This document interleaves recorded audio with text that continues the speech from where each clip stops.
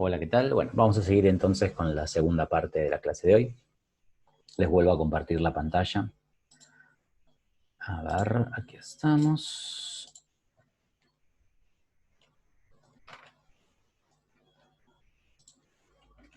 Bien, entonces vamos a empezar a charlar un poco sobre el artículo que leyeron, el de visiones deformadas de ciencia transmitidas durante la enseñanza.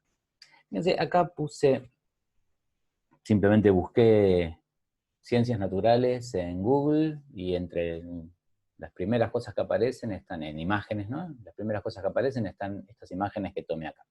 Fíjense, hagan ustedes el ejercicio de vincularlo con lo que leyeron en el artículo ese y miren de qué manera, sobre todo en el artículo complementario, el que es una entrevista a Duris Bravo, fíjense de qué manera las imágenes estas que aparecen acá sintonizan bastante con esto a lo que él hace referencia cuando habla de la imagen de científico y la imagen de ciencia que tiene la gente, ¿no? Fíjense, nada, clásico, ¿no? La imagen está representada a partir de algún tipo de trabajo de laboratorio, y de hecho no de cualquier laboratorio, sino de un laboratorio específicamente de química, ¿no? Pareciera que la única ciencia, la única disciplina científica es la química. Las cosas son, nada, mezclar tubos, líquidos, cosas de colores, humo, ¿sí? Instrumentos. Fíjense la imagen con la que se caracteriza al científico, la clásica en la que aparecen los trabajos de investigación, ¿no? El tipo con medio cara de loco, pelado, canoso, con moñito o con guardapolvo, ¿sí? La clásica imagen del científico que aparece en los textos de investigación.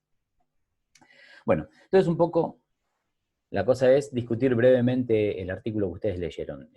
Yo lo que voy a hacer ahora simplemente es hacer un repaso súper breve de las posturas o de estas 7 visiones deformadas de ciencia a las que hace referencia el artículo, que son solamente una manera en la que uno puede referirse a ellas. ¿Sí? Son un conjunto de autores que las clasifica de esa forma, podríamos discutir de clasificarlas de otra, no, es irrelevante, la verdad. Lo importante es tener alguna idea de por dónde van estas visiones deformadas de ciencia. Y entonces para eso me hice una lista que se las voy a mostrar ahora a continuación y a partir de ahí charlaremos un minutito de cada una de ellas. La idea es que ustedes después vuelvan a leer el artículo, lean, sobre todo yo recomiendo que lean ese artículo complementario, que no, si bien no es de lectura obligatoria, yo se los recomiendo fuertemente, el artículo que es una entrevista a Agustina Duris Bravo, que se las muestro ahora, pues la tengo por acá. Así saben a cuál me estoy refiriendo. Me estoy refiriendo a este artículo. Este es el artículo al que me estoy refiriendo, el Visiones deformadas del científico y de la ciencia. Está basado en una entrevista que le hicieron, como les digo, a este investigador argentino, Agustina Duris Bravo, y yo lo recomiendo fuertemente para entender mejor este tema. Entonces, bueno, volvamos a lo que estábamos viendo recién.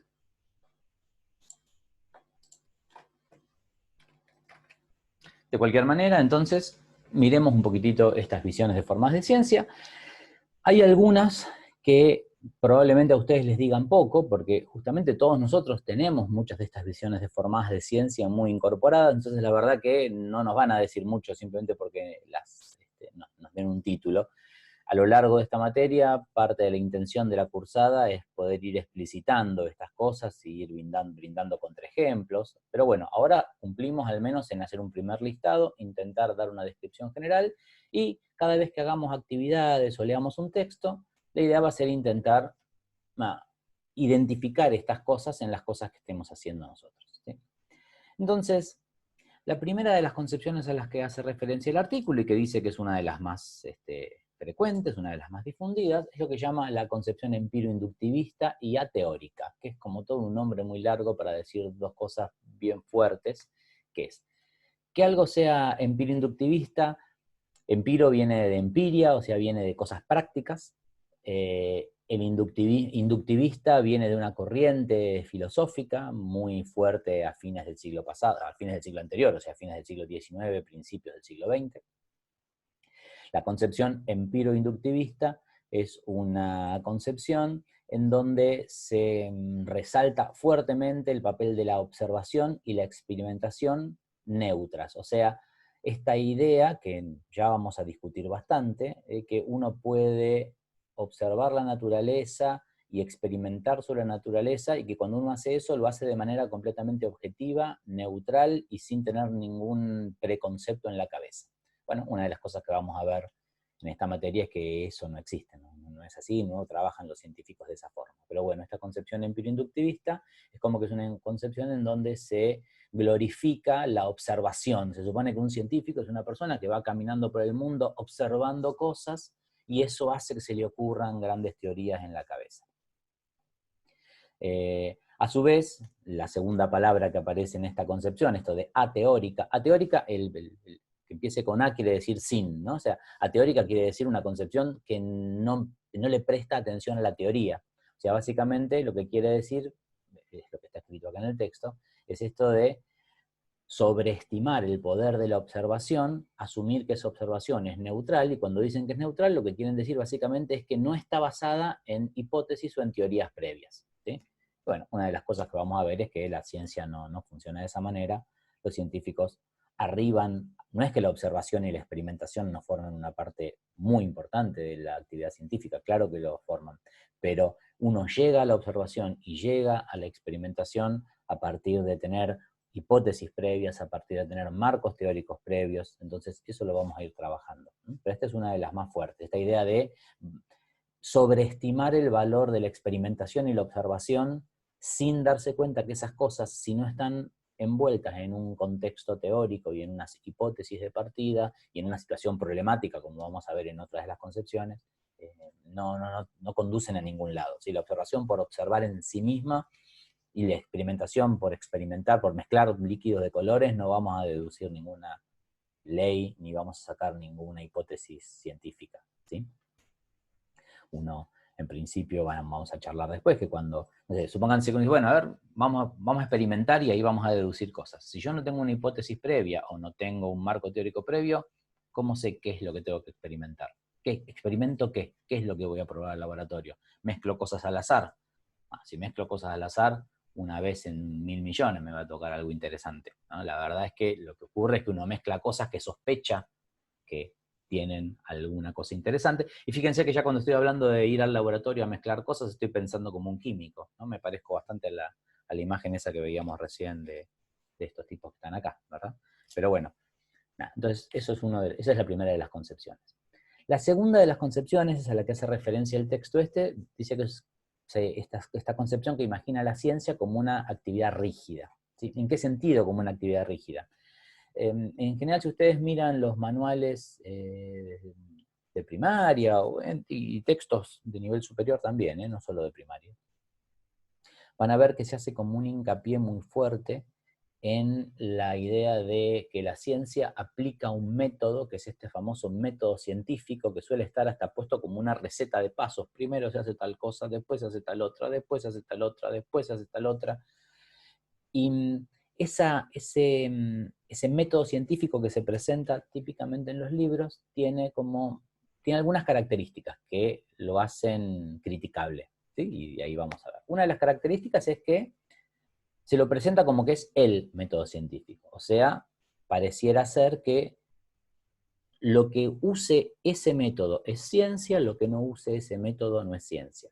La verdad es que cuando uno mira cómo trabajan las distintas ciencias, se va a encontrar que distintas disciplinas científicas trabajan de distinta manera. No es lo mismo lo que hace alguien en un laboratorio de física que lo que hace un paleontólogo, que lo que hace un biólogo, que lo que hace un científico de la atmósfera, que lo que hace un oceanógrafo o que lo que hace un biólogo.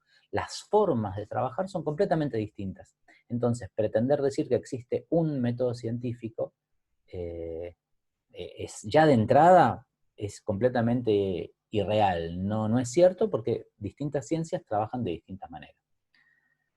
Uno podría decir, bueno, está bien, pero ese método científico que me muestran en los manuales es como una idealización, como una abstracción. Habrá algo en lo que trabajan las distintas disciplinas que se puede sacar quizás como algunas cosas en común, y de esas cosas en común se construye este método científico. Bueno, la verdad es que no es así.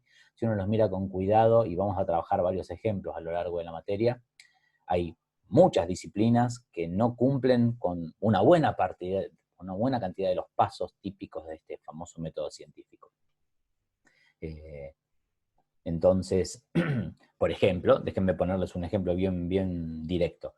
Típicamente, uno de los pasos del método, el método científico tradicional, dicho en 2 o 3 palabras, se supone que uno observa una situación, a partir de esa situación elabora algún tipo de hipótesis, esa hipótesis arma algún tipo de experimento que le permita ponerla a prueba, la pone a prueba, si la prueba funciona como yo decía, se supone que he logrado validar mi hipótesis, si la prueba no funciona como yo decía, se supone que mi hipótesis tenía alguna cosa equivocada y tengo que volver a empezar.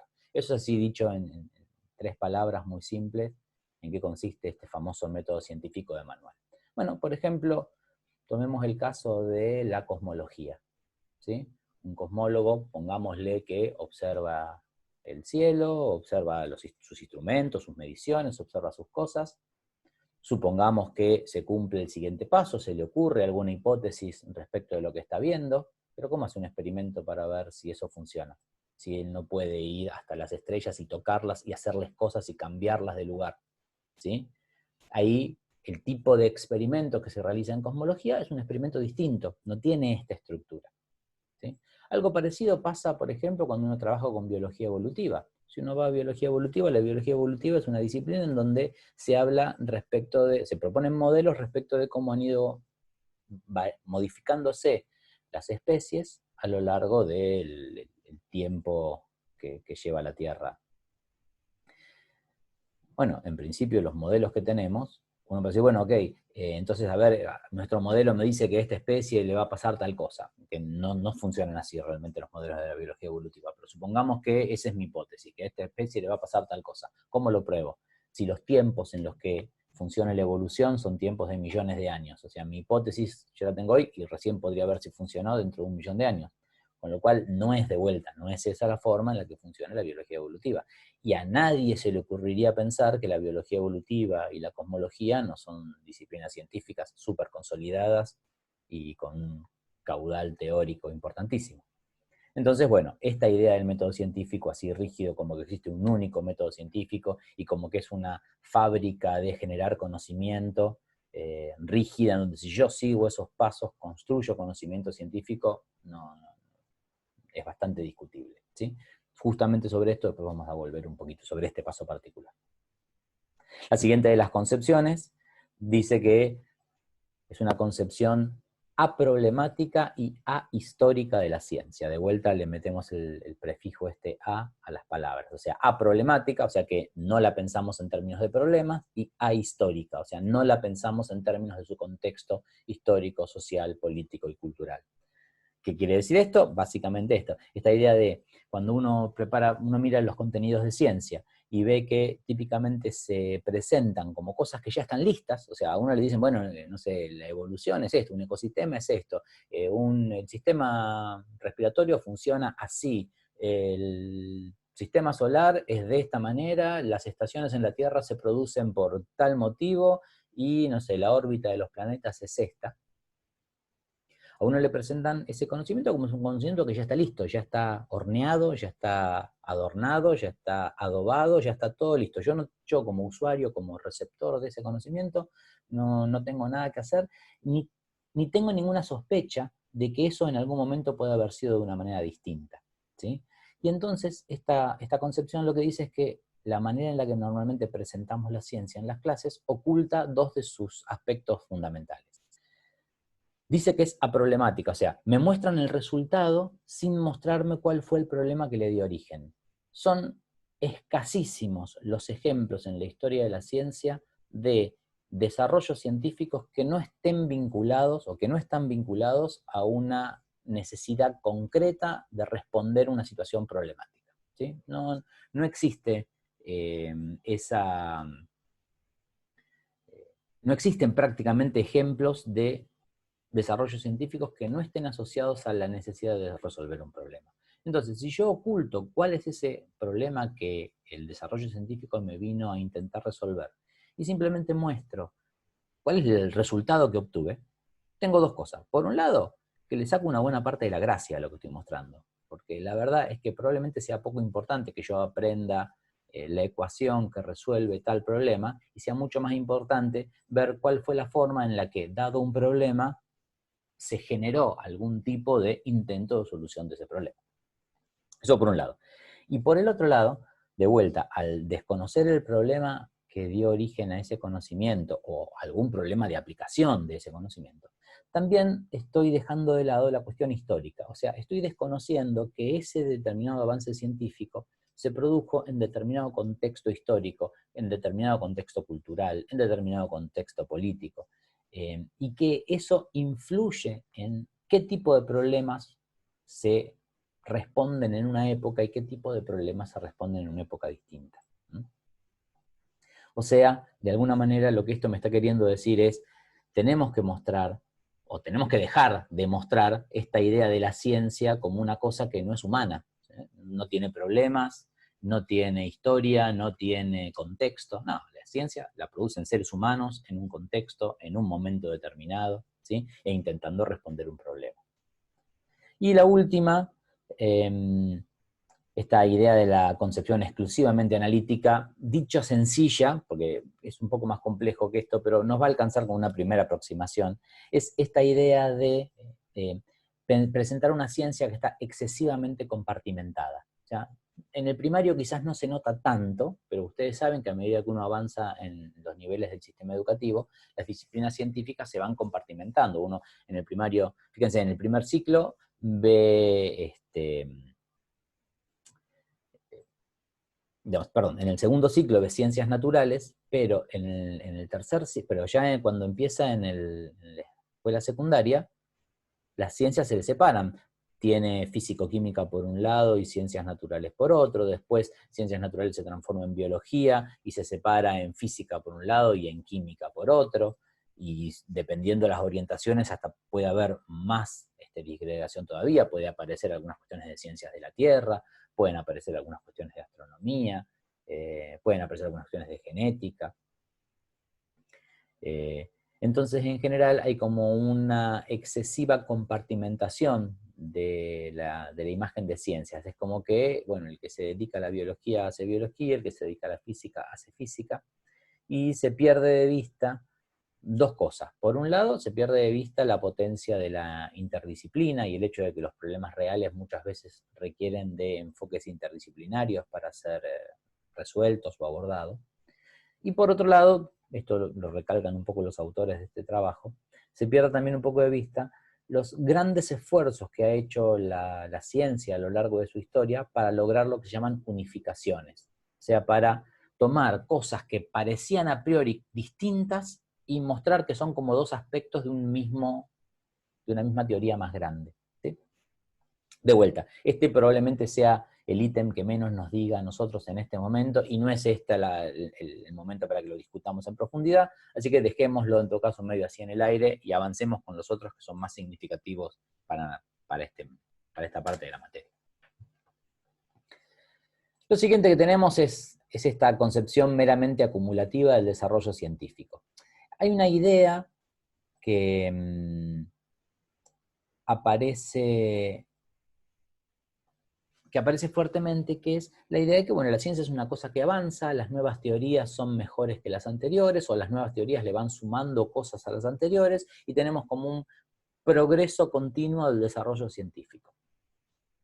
De vuelta, esta visión, justamente si uno la combina con la visión ahistórica que vimos hace un rato, tiene como gran problema que al invisibilizar los aspectos históricos, o sea, nos pasamos por alto que ese avance en el desarrollo científico no es un avance lineal, no es que uno va acumulando nuevos conocimientos que se montan siempre sobre los conocimientos anteriores.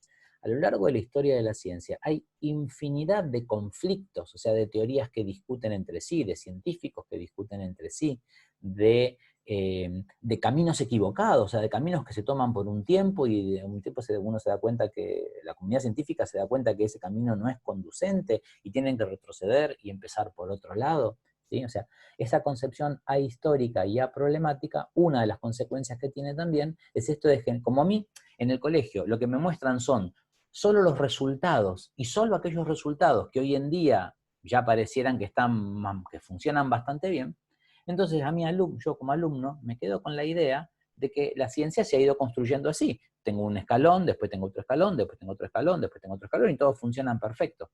Nunca me mostraron que para pasar de un escalón a otro, probablemente en el medio hubo discusiones, hubo teorías contrapuestas, hubo hipótesis que no funcionaron, ¿sí? Hubo teorías descartadas, ¿sí? Y eso es algo que sucede todo el tiempo en ciencias. Pero bueno, eso lo escondemos. Al esconder la cocina de la ciencia, estas cosas quedan invisibilizadas. El siguiente punto es esta concepción individualista y elitista de la ciencia. Eso es lo que dice el texto. Yo le agregué entre paréntesis, porque el texto ya es algo viejo y se olvidaron de poner esta cuestión, que además de una concepción individualista y elitista, es una concepción que presenta serios problemas de género. Si ustedes miran los relatos tradicionales y la visión típica de ciencia, la parte individualista es básicamente eso. Todo aparece asociado a las grandes mentes. Son los científicos particulares que tienen geniales ideas y el avance se debe a su empeño particular, invisibilizando una actividad que es fuertemente social y que es fuertemente grupal. O sea, la actividad científica es una actividad que se desarrolla fuertemente en grupos, ¿sí? Y con mucho trabajo colaborativo, a veces trabajo competitivo también, pero muchas veces trabajo competitivo también, pero hay una cuestión de invisibilizar el trabajo colectivo y que todo recaiga en el trabajo individual. Y eso una de las consecuencias que tiene, es que terminamos dándole demasiado valor a la genialidad. O sea, pareciera que los científicos son así genios, a los que se les tiene que ocurrir a ellos solos las grandes soluciones a los problemas. ¿Sí? En ese sentido, viene la segunda parte de la frase, la que habla de elitista, porque si estos científicos entonces son esos grandes genios que son capaces de resolver las problemáticas complicadas, y que se les ocurren grandes soluciones a la hora de mirar el cosmos, que aparte si lo unimos a las visiones anteriores, pareciera que son personas que salen a caminar por el mundo y van descubriendo teorías mirando las cosas que le pasan alrededor, como la clásica imagen esa de Newton descansando abajo de un árbol y que se le cae una manzana, y entonces eso le despierta la idea de la teoría de la gravedad. Así, una cosa bastante ridícula. Entonces, esa concepción lo que me genera es la idea de que los científicos son una élite de personas extremadamente inteligentes, y eso los separa del resto de la sociedad. O sea, ¿cuál es la probabilidad de que mis alumnos tengan ganas de hacer algo en ciencias si la imagen que les estamos mostrando es que la ciencia es algo para pocos, para muy pocos de hecho? Y si ustedes miran las cuestiones de imagen de ciencia, sobre todo en ese artículo que les menciono de Aduris Bravo, van a ver esto, ¿no? Que el científico, típicamente, la imagen clásica es un hombre varón, blanco, de mediana edad hacia arriba, bueno, y aparte típicamente medio chiflado, pelado y cosas por el estilo, pero esencialmente hay un estereotipo muy fuerte de que es un hombre blanco, típicamente de clase media o medio alta, y súper inteligente. Entonces, bueno, ahí es donde tenemos estas cosas que tienen mucho impacto en la idea que estamos formando de quiénes son los que pueden hacer ciencia.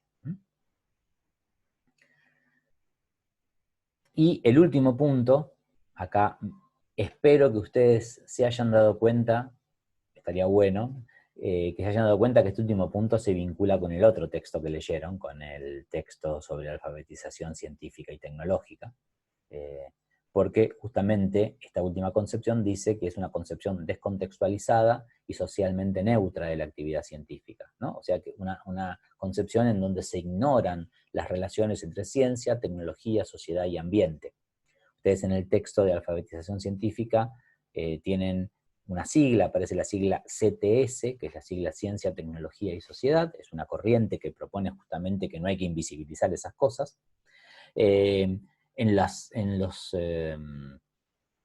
en los años, digamos, más recientemente, a esa sigla CTS se le agrega una letra más, se la suele llamar CTSA, para incluir ciencia, tecnología, sociedad y ambiente. Entonces, de vuelta, esta idea, como le estamos sacando a la visión científica todo lo que tiene que ver con su contexto, le estamos sacando a la visión científica todo lo que tiene que ver con los problemas que daban origen a su avance o a su trabajo, y tampoco le estamos dando mucha importancia a cuál es la vinculación entre esos desarrollos científico-tecnológicos y el impacto que esas cosas van a tener en la sociedad y en el ambiente, ahí tenemos un catálogo, digamos, de visiones deformadas de ciencia que tienen serios inconvenientes, o sea, que tienen impacto fuerte en el tipo de ciudadanos que estamos formando, ¿sí? Entonces, yo a ustedes les dejo como ejercicio mental, esto no hace falta que me lo escriban y me lo manden, pero sí es un ejercicio mental que me gustaría que al menos discutan con ustedes mismos, y si fuera posible que lo discutan con sus compañeros de equipo. Esta idea, esta cosa de, bien, ¿qué consecuencias? O sea, ¿cómo podrían cruzar esto que acabamos de ver acá con el otro texto, con el texto de alfabetización científica? ¿Sí? ¿Qué consecuencias puede tener en los ciudadanos que queremos formar el hecho de que estemos transmitiendo estas visiones deformadas de ciencia? ¿Sí? Bien, con esto vamos a terminar la segunda parte de la clase de hoy. En la tercera parte, que largamos ahora en un ratito, en la tercera parte les voy a plantear unas actividades, porque una de las preguntas que me hicieron el otro día cuando estábamos en el espacio de consultas, era justamente, bueno, ¿y cómo hacemos nosotros para evitar caer en estas deformaciones? Bueno, no es nada fácil, como yo les contaba el otro día, o como yo les respondí el otro día. En principio, al menos estemos advertidos de que existen, y entonces cuando analicemos una actividad, cuando analicemos un texto, cuando analicemos un recurso para trabajar con nuestros alumnos, seamos conscientes de que hay que mirarlos críticamente. Pero más allá de eso, hay algunas cosas que podemos hacer. Entonces, la tercera parte de la clase de hoy justamente trata de eso, de que miremos algunas actividades y discutamos algunas alternativas, ¿sí? Entonces, bueno, ahora en unos minutitos seguimos con esta nueva parte de la materia.